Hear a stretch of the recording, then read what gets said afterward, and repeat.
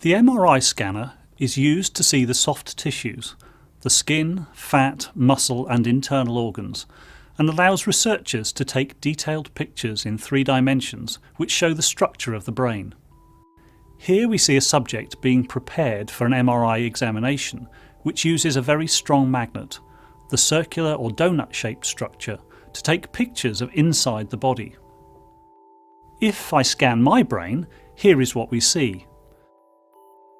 On these images, you can see my skull stripped away to reveal the living brain inside. The brain is composed of billions of cells which give the brain its ability to control our bodies, thoughts and feelings. These same cells give the brain its shape and structure. When we look down on my brain from above, we see that it is formed from 2 halves or hemispheres. Looking at the brain from the side, each half or hemisphere of the brain is divided into 4 further sections called lobes. Below the main brain structure is a further single lobe called the cerebellum. Each of these lobes is responsible for different aspects of our brain function. The temporal lobe contains parts of the brain responsible for our hearing and processing of sounds, key areas involved in language and speech, and areas of the brain involved in memory.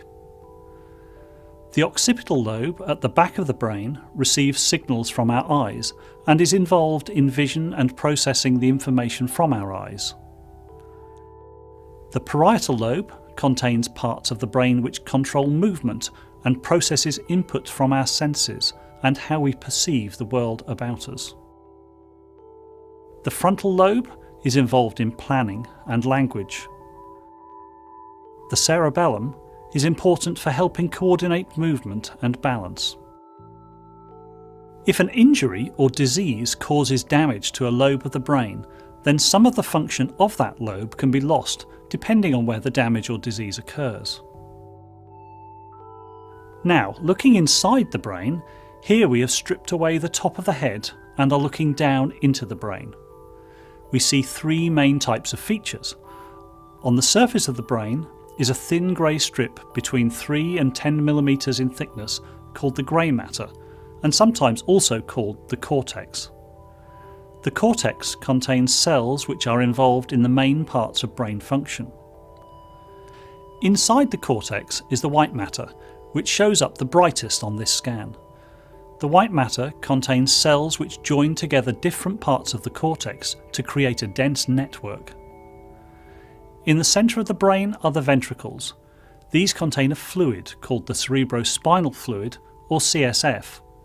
The CSF is made in the ventricles and bathes the surface of the brain, filling the space between the brain and the skull to keep the brain stable inside the skull.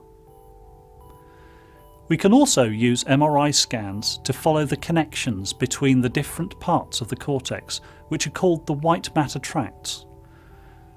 This scan shows these white matter tracts and reveals the complexity of the internal structure of the brain. The areas of the cortex can be thought of as being wired together into networks by the brain cells within these tracts. If we damage this internal wiring of the brain by disease or injury, then the functions of the brain networks will be affected and may also cause us to lose some aspect of our normal brain function.